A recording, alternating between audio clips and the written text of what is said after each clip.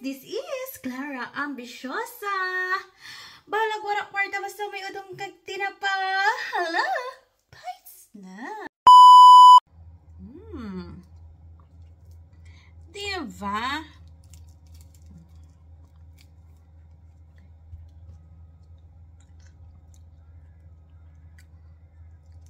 Hindi pa masyadong luto guys nung nakaraan kasi parang ano pa siya.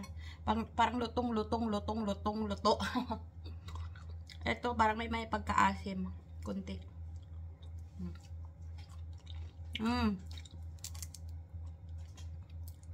May pagkaasim siya kunti guys.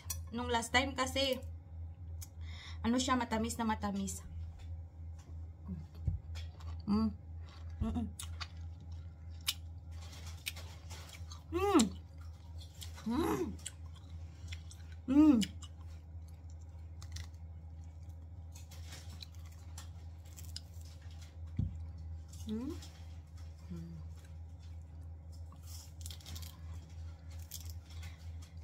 Try natin lagyan ng asin guys. Kuha tayo ng asin.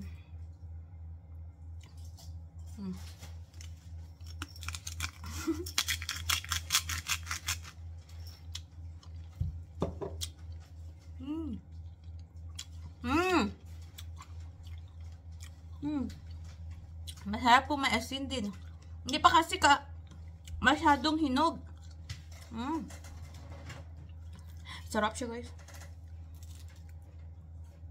Dito natin siya ilagay guys. Ayun lang guys ang mga ganap namin. Kaninang morning hindi ako nakapag-video. Kasi yun nga, busy rin kami sa kaka-limpyo. Sa kakalinis dito sa bahay. Tapos, ayun na nga. Ngayon lang ako nakapag-video. Tsaka ilang days na rin tayo guys na hindi nakapag-vlog. Ayan. So, wala naman masyadong balita guys. So, soon pala guys, alam nyo. Hindi pa pala kami nakapunta sa Snow Hotel. Sabi ko sa inyo na pupunta kami. Pero, hindi pa kami nakapunta ng Snow Hotel. At, guys, habang ako ay nagaganito, papakita ko sa inyo kung ano itong ginagawa ko. Ayan. Ayan. So, yun nga guys. Mga April siguro guys. Baka pupunta kami ng Finland. Pupunta kami sa bahay ni Santa Claus. Excited na ako guys na pupunta sa bahay ni Santa Claus. Ayan. So, next time na yun guys. Basta pakita ko lang sa inyo. Soon. Sarap nito guys. Uy. Ngayon kasi guys, parang hindi pa to sobrang hinog na hinog. Parang ganun. Parang alang-alang pa ba? So, lagyan natin ng asin. Kasi feeling ko mas masarap siya pag may asin. Sabi ni Thomas, kapag nilalagyan ko ng ng asin, weird daw, sabi niya. Ayaw niya kasi yung prutas na nilalagyan ng asin. Kasi tayong mga Filipina, kasi no, mga mangga, mga pinya, nilalagyan natin ng asin. Sa kanila kasi, hinog talaga yan, dinakain nila. Tapos ang mangga dito guys, na malalaki, na hilaw pa, matamis. Walang asim. Tapos kung lutong-luto, ay sobrang tamis. Sa atin kasi sa Pilipinas, ang mangga natin dyan is, yung iba maasim, yung iba walang asim, ganon. Dito guys, matamis. Kahit hilaw. Masarap. Kaya nilalagyan ko siya ng asin. Papaya, ganon. Ayan guys, marami na siya guys. Lagyan natin ng asin. Naglinis na din pala dito si Thomas guys. Nagluto siya, naglinis. Dito sa kusina. Kasi natulog ako kanina guys. Nagnap ako kanina. So yan, dalhin natin si Thomas sa simbahan. Katoliko pala guys ang ating simbahan dito. Meron kasi dito sa Shirtines sa simbahan. So, dalhin natin si Thomas. Payak naman si Thomas. Gusto niya rin.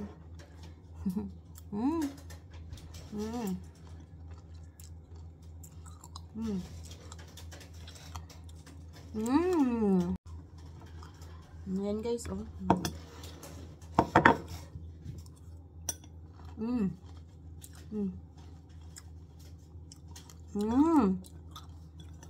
Sarap.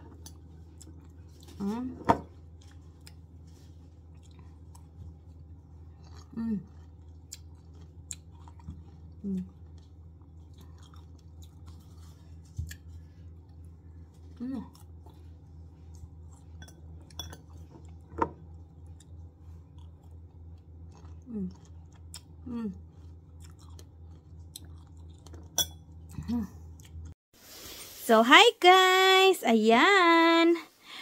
Papunta na kami ni Thomas. Ano ba guys? Alam nyo ba? Nag-snow na naman guys. Ayan guys, oh, ang aming hagdan. Tsaka may dala akong lasagna. Niluto ng aking bana. Ayan guys! Oh my God, Shada, you need to, be careful here. Slippery.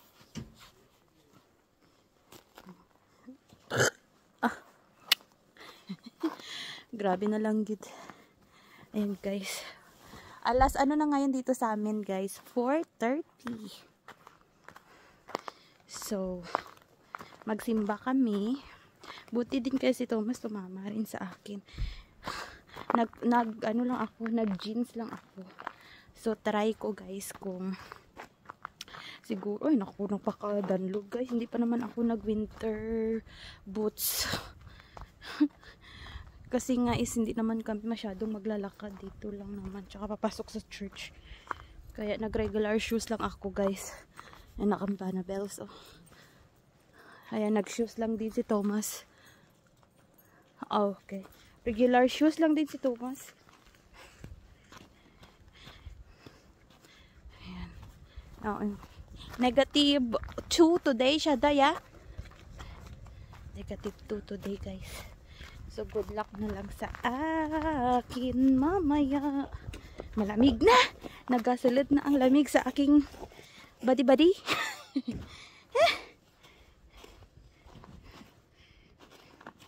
Oh my gosh. I hate trucks. Ilagay muna natin ang sanya. Ha? Ah, okay. Sure.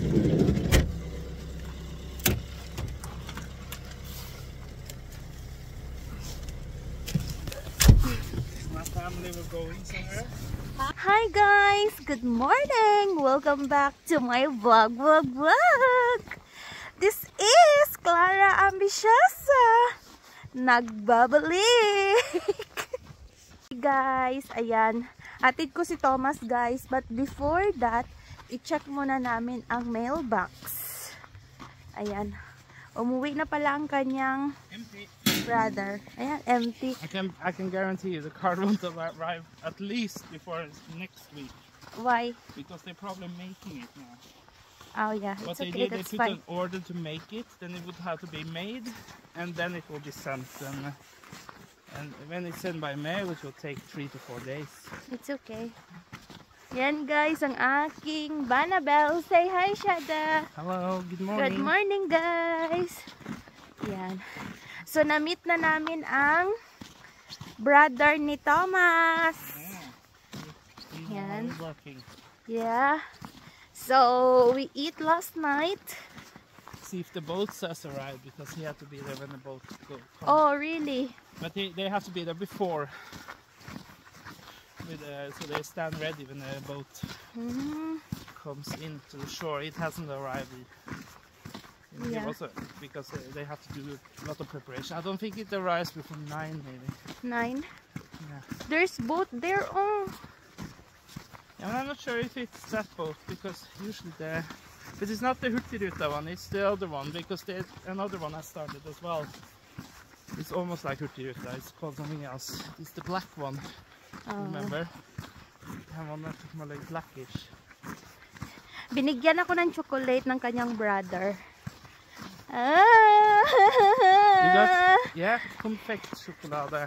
Chocolada. Yeah. Yeah. Chocolate from Finland. Ah, no, that was Norwegian, I think. Norwegian. It's not from Okay, 1 box, guys. It's yummy, yummy. I'm happy. Yummy, yummy. I'm happy. May bus, guys. May bus. Ayan, guys, ang bus. Right, yeah. Yeah. They have to check this car and everything. Yeah. Hatid ko ang aking Banabels. So, that's not the bus that we... That is the bus. It's that's the bus, but it ends at that station and then it goes okay. again. So it will go around the island first. I see. On the way back. Bongga, guys. It's snowing again, guys. Oh. Ayan. Hindi na ako nakapag-vlog. So, i-insert ko na lang yung vlog ko nung Sunday. But I think Minsan that's na lang number ako. 10. I think the one that goes to Björnhagen is number 11. Yeah. So I think you actually have to change bus to get there. Because I don't think 11 goes there. So you think you have to take 10 to the city and then hop off from here and take 11 from there. Yeah. It's snowing, guys. Uy. You have to figure out that bus system. Oh, it's cold, Shada. Your hands is not cold? No. It's not cold. But I'm very cold. I'm dressed for outside. And guys. Okay. Yeah. Outside day. Kita ko lang sa inyo later. Ay, sa bahay na ako. Nag-exercise ako lang ng 10 minutes, guys. Tapos kakain ako ng aking breakfast. Guys, ang aking kakainin is ito. Pinainit ko. At may prutas tayo. Binigay ng ang brother ng aking husband. Butter. At saka nagkape ako, guys. Kasi nagkoko kanina. Gusto ko sa kape matamis. Kaya may sugar. May sugar ang ating... Ay, bilong. Nahulog. May sugar ang ating kape. Dito mahilig sila sa kape, guys. No sugar. No sugar at all. Ayan, so kain muna tayo. Tayo lang mag-isa, guys. So hopefully hindi tayo hindi tayo mag-inom ng soft drinks.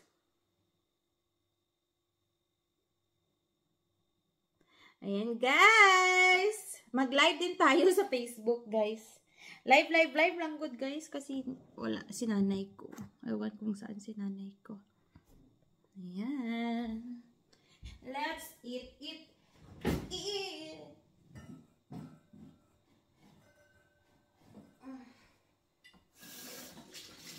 Yan na kayo, guys. Kuha lang ako ng aking tubig.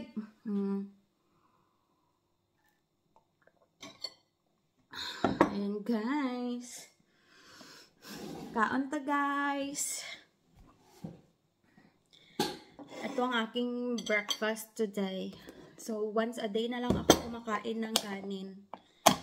Dati talaga 3 times a day. Ngayon, twice a day na lang siya, guys. Ang aking kain ng kanin. Tapos, ngayon is, nasarapan ako nitong bread na to, guys. Kasi parang meron siyang seed ba? Parang may seed. Ito siya na tinapay, guys, oh. Ayan, yan. Na tinapay. Ayan. So, wala lang. Tambay lang tayo dito sa Facebook. At sa, tambay-tambay lang tayo, guys. Kain tayo, guys. Namit good siya, ay. Itong gusto ko na, tinapay.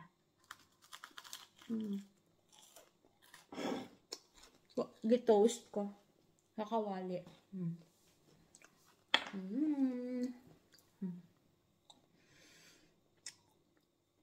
With butter. Healthy pa ba to?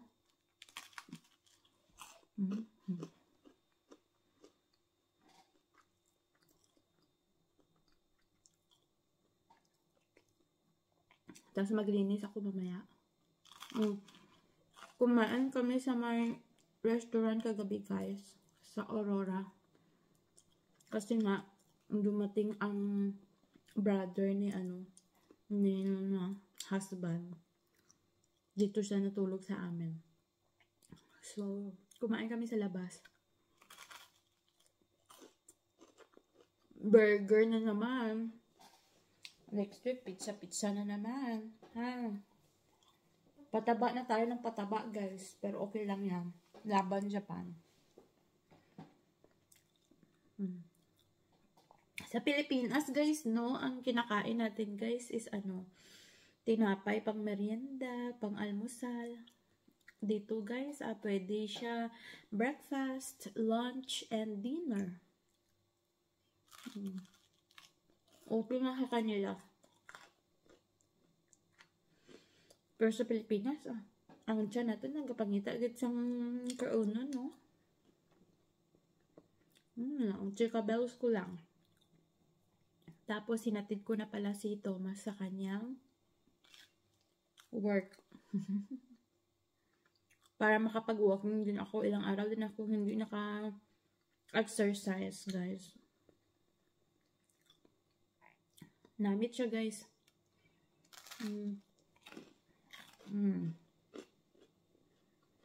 Ito lang ang aking almusal. Parts na. Dito kasi sa Norway, guys, twice a day lang sila. Parang Ang pala dito, may dinner, may supper pag kami. So, dito sa bahay, dalawa kami ni Thomas. Lang. Si Thomas, hindi kumakain ng ng lunch kasi ay, bilat mo. Okay. Sorry. May kasi ako, guys, nag-vlog rin. So, tapos nag-live. Ayan, si Thomas, guys, hindi siya kumakain ng kanin sa work, or hindi talaga siya kumakain, tubig-tubig lang siya. Tapos, ako kasi, guys, hindi ako kumakain ng breakfast. Bali, ang breakfast tsaka lunch ko isa na. Tapos, ang lunch namin is mga 3 p.m. or 4 p.m. Ganyan ang aming lunch. Dinner. Tapos, pagkatapos na namin dinner, matulog na kami, mga 8 or 9. Wala na, busog na naman. Ayan lang. Wala na kaming, twice a day lang kami kumakain. Mahal din kasi mga pagkain dito, guys. Tapos, nagda-diet pa.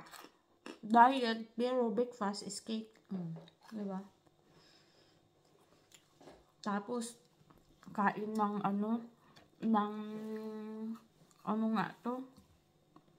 ng ice cream. Ilang sandok rin ang ice cream. Hi, ate!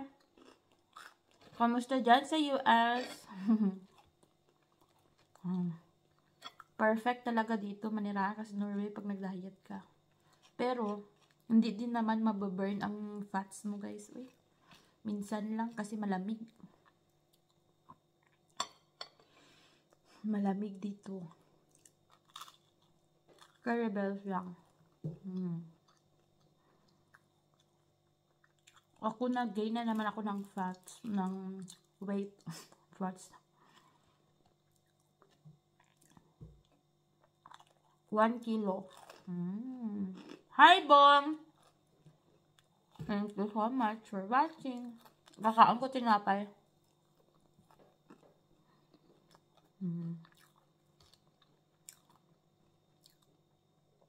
Habang nag-istorya sa vlog. Walang mga ganap sa vlog ko, guys. Guys, today is Wednesday. And itong video natin, ang vlog natin, guys, is hindi tayo nakapag-upload ng everyday vlog kasi dito lang naman tayo sa bahay. Walang ganap. So, i-share ko sa inyo ang balyena ng meat. Ayan, guys. Oh. Ayan, guys. Whale meat. Yan ang aming iulam. Today's dinner. So, and Thomas will cook also the mushroom stew daw. And ayan, ang aming dinner. Guys, guys, matitikman na natin ang whale. At wait lang, i-check natin, ha. ipakita ko sa inyo kung masarap nga ba siya. Ayun guys, so eto na at matitikman na natin ang ating whale. Ilagay lang natin dyan ang ating cellphone at Could I use more salt? ayan. The whale. Whale, it's salty. Could I use more salt? Okay. Yan guys. Yeah, there's a... Have you tried it without first? Okay. Try muna natin guys without toyo and calamansi. And try natin. Maggurot lang tayo ng whale. This is the lutong whale na, ayan. This is Baleana guys. So, that's it.